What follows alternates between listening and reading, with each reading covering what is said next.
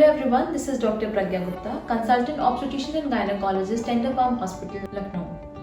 15 to 21 November national newborn care week है और इसलिए हम आपके लिए न्यूबॉर्न के से रिलेटेड कुछ टिप्स लेके आए हैं जो आपके न्यूबॉर्न की केयर और हैंडलिंग में हेल्प करेंगे। सबसे फर्स्ट और इम्पॉर्टेंट टिप है आपके न्यूबॉर्न को होल्ड करना, सपोर्ट करना।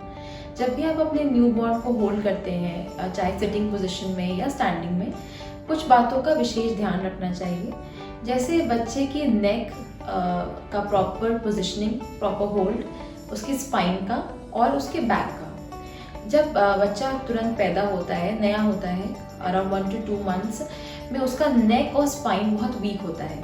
बच्चे की नेक होल्डिंग 4 months के बाद आती है, तो तब तक बच्चे को नेक और स्पाइन को एक बहुत प्रॉपर केयर चाहिए होती है। इसीलिए बहुत इंपॉर्टेंट है कि मदर और साथ में जो केयर गिवर्स हैं बच्चे के, वो बच्चे को प्रॉपर हैंडलिंग करें। अदरवाइज बच्चे के नेक में स्पैज्म होने की प्रॉब्लम्स आ सकती हैं, स्पाइन का प्रॉपर डेवलपमेंट नहीं हो सकता है, कुछ अबनॉर्मैलिटीज ही पैदा हो सकती हैं, बच्चे के पोस्चर खराब हो सकता है अगर उसकी प्रॉपर हैंडलिंग ना हो। सेकेंड बहुत इंपॉर्टेंट पॉइंट है बच्चे का टेम्परेचर मेंटेन करना। जैसे हमें सब पता है, बेबी जब वूम में होता है तो वो मदर की बॉडी के टेम्परेचर से घुल मिल जाता है, एडजस्ट हो जाता है। जो आउटसाइड एनवायरनमेंट का टेम्परेचर होता है वो हमारी बॉडी के टेम्परेचर से कम होता है। सर्दियों में यही चीज़ और ज़्यादा ड्रास्टिक हो जाती है, बहुत सीवियरली कम टेम्परेचर हो जाता है। तो ऐसे कंडीशन में बेबी को अप्रोप्रिएट टेम्परेचर का एनवायरनमेंट देना बहुत ज़रूरी होता है, क्योंकि न्यूबॉर्न बेबी का लंग्स भी अभी प्रॉपरली मैच्योर नहीं होता है, ना उसके रेस्पिरेटरी सिस्टम, बाकी इंटेस्टाइनल सिस्टम्स भी मैच्योर नहीं होते हैं। इसलिए उसको प्रॉपर एक वार्म एनवायरनमेंट देना बहुत ही आवश्यक होता है। इसके साथ साथ बच्चे की आसपास की जो एयर क्वालिटी है, हमें उसको भी मेंटेन रखना चाहिए। फॉर एग्जाम्पल, अगर आपके साथ आपके केयर गिवर्स बाहर से आ रहे हैं या बाहर काम करके आ रहे हैं, तो उनको तुरंत ही बच्चे के साथ हम अवॉइड करते हैं contact, because of the risk of getting infected by certain kind of infections, bacteria, be it viruses. उसके अलावा अगर आप कोई हाईली पोल्यूटेड एरियाज में रह रहे हैं तो कोशिश करिए जो बच्चे का रूम है थोड़ा उसमें एयर प्योरीफायर आप इंस्टॉल कर सकते हैं, या इंडोर प्लांट्स जो एक ऑक्सीजन लेवल मेंटेन रखते हैं उसका इस्तेमाल किया जा सकता है। इसके अलावा बच्चे की जो बेडिंग है, अगेन वो बहुत ही कंफर्टेबल होनी चाहिए। बहुत हार्ड सरफेस पे हम बच्चे को नहीं रखते हैं। बच्चा वूम में होता है, माँ के पेट में उसके अराउंड एमनियोटिक फ्लूइड होता है, एक कुशनी सरफेस होता है जिसके लिए बच्चा एडजस्टेबल होता है। न्यूबॉर्न बच्चे की स्पाइन भी डेवलप नहीं होती है, जैसे हमने पहले बताया, तो उसका जो स्ट्रक्चर है बेड का वो भी बहुत सॉफ्ट होना चाहिए, कुशनी होना चाहिए, so that baby can adjust into it. धीरे धीरे हम उसके लैंग डाउन सरफेस को भी एडजस्ट कर सकते हैं। सबसे अच्छा अगर हम बोले बेडिंग जो होता है बच्चे के लिए, वो माँ की गोद ही होती है, जैसे हम सबको पता है। अदरवाइज हमें सॉफ्ट कुशन्स जो आजकल मार्केट में अवेलेबल है उनका इस्तेमाल कर सकते हैं।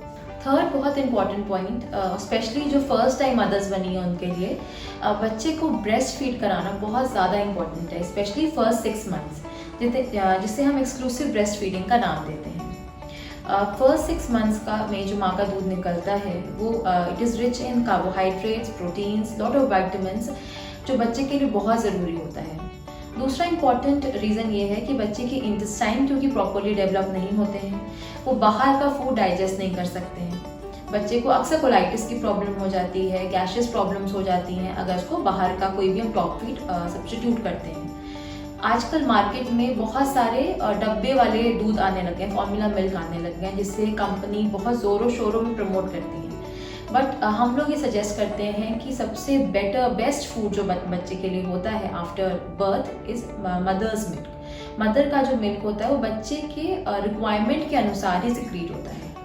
बहुत सारे लोग ये कहते हैं कि अगर बच्चे का जन्म गर्मियों में हुआ है तो उसको ऊपर से पानी दे दें। अगेन इसकी रिक्वायरमेंट नहीं होती है, स्पेशली फर्स्ट 6 months। माँ का दूध बच्चे के रिक्वायरमेंट के अकॉर्डिंगली बनता है। अगर टेम्परेचर ज़्यादा है तो माँ के दूध में उसके लिक्विडिटी का कंटेंट यानी फ्लूइड कंटेंट, वाटर कंटेंट ज़्यादा होता है, जिससे बच्चे का पेट भी बढ़ता है और प्यास भी बुझती है। दूसरा इंपॉर्टेंट पॉइंट जो अक्सर बहुत बड़ा मिथ है और माँ इग्नोर कर देती हैं, वो फर्स्ट मिल्क का बच्चे के अंदर जाना, जिसे हम कोलोस्ट्रम कहते हैं। वो कुछ गांव में हमारी कुछ जो औरतें होती हैं पुराने ज़माने की, उसमें ये भ्रांति है कि वो विचेस मिल्क कहते हैं, जिसे हम कहते हैं चुड़ैल का दूध है, या फिर वो अच्छा नहीं है, वो गाढ़ा येलो कलर का दूध होता है जिसे हम कोलेस्ट्रॉल कहते हैं। वो सबसे रिच होता है एंटीबॉडीज़ में, बच्चे की इम्यूनिटी के लिए बहुत इंपॉर्टेंट है, उसके मेंटल डेवलपमेंट के लिए बहुत इंपॉर्टेंट है। उसमें बहुत अच्छा कंटेंट होता है DHA का, जो आजकल हमने सुना है हर कंपनी की फॉर्मूला मिल्क में होता है, but best source of DHA is mother's milk. Next important point है बच्चे को कब घर से बाहर ले जा सकते हैं। हमारे इंडियन कल्चर में एक रिचुअल है जिससे हमें सब पता है, इसको जापा कहते हैं। स्टार्टिंग के 42 डेज हम मदर और चाइल्ड की रूमिंग कराते हैं और बाकी सारे जो मेड अदर मेंबर्स होते हैं फैमिली से, उनसे अलग रखते हैं, एक प्रॉपर रूम में रखते हैं। इसका भी बहुत सारे साइंटिफिक रीजंस भी हैं इस चीज़ के, क्योंकि बच्चा बहुत ही प्रीमेच्योर होता है, तुरंत माँ के वूम से निकला होता है, एनवायरनमेंट के लिए उतना फ्रेंडली नहीं होता है। तो हम नहीं चाहते कि बाहर के जो मेल पुरुष हैं जो बाहर काम कर रहे हैं, अपनी सारी गंदगी वगैरह लेके आ रहे हैं, वो बच्चे को छुएं। तो फादर को भी कांटेक्ट करने से मना किया जाता है। माँ की डाइट बिल्कुल ही डिफरेंट होती है first 42 days of delivery. Again बहुत सी लेडीज़ इसको कहेंगी कि ये पुराने ज़माने की बातें हैं और हम इस तरह के खाने को क्यों बोला जाता है, बट ये बहुत इंपॉर्टेंट है क्योंकि आपका जो मिल्क होता है, मदर का मिल्क होता है, वो मदर की डाइट पे डिपेंड करता है और वही मिल्क बच्चे के अंदर जा रहा है, और बच्चे की डाइट और उसके इंटेस्टाइनल डेवलपमेंट के लिए बहुत ही इंपॉर्टेंट होता है। तो अगेन फर्स्ट 42 डेज तो बच्चे को अंदर रहना है, माँ के साथ रहना है। इनफैक्ट मदर के लिए भी ये जो पीरियड है वो बहुत इंपॉर्टेंट है। माँ एक एग्जॉस्टिव डिलीवरी से आ रही होती है, बहुत थकी होती है, उसमें प्रॉपर ब्लड लॉस हो चुका होता है। अगर सिजेरियन डिलीवरी है तो एटलीस्ट 1000 ml, और अगर नॉर्मल है तो भी 500 to 600 ml ब्लड लॉस होता है माँ का। साथ में बच्चा बनाना खुद में कितना बड़ा प्रोसेस है बॉडी के लिए, कि बॉडी पूरी एग्जॉस्ट हो जाती है। तो फर्स्ट 42 डेज जो जिसे हम जापा पीरियड कहते हैं, उसमें माँ को कंप्लीट बेड रेस्ट हम लोग कहते हैं।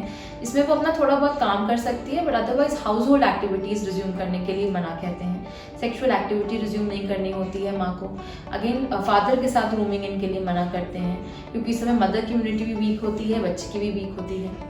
तो ये सारे इंपॉर्टेंट पॉइंट्स अगर हम ध्यान रखेंगे तो बच्चों को कई सारे इन्फेक्शन से हम बचा सकते हैं।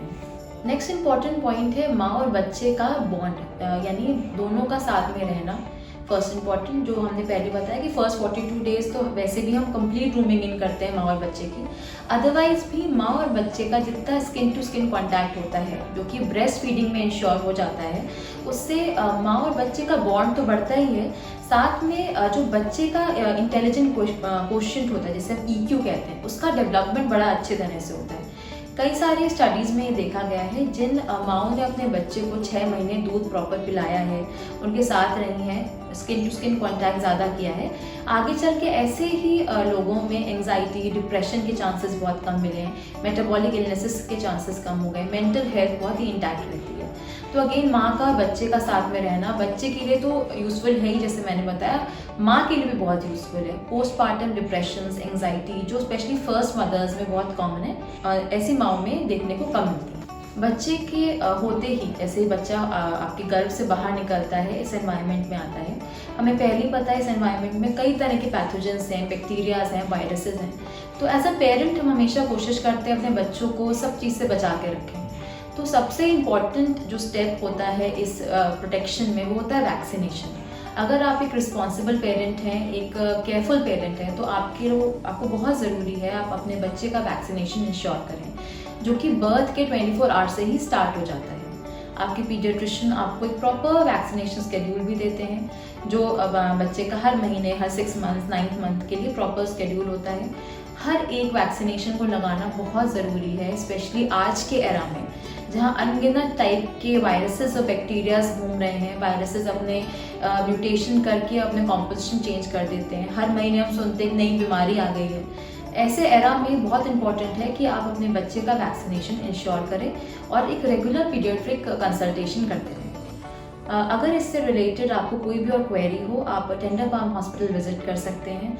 यहाँ आपको गायनेकोलॉजी और पीडियाट्रिशियन की एक बहुत ही अच्छी टीम मिलेगी, जो आपके बच्चे के रिगार्डिंग सारी क्वेरीज भी सॉल्व करेंगी और जो भी उनको बीमारियाँ या प्रॉब्लम्स हो रही हैं उसका भी सोल्यूशन देंगी। Thank you for watching.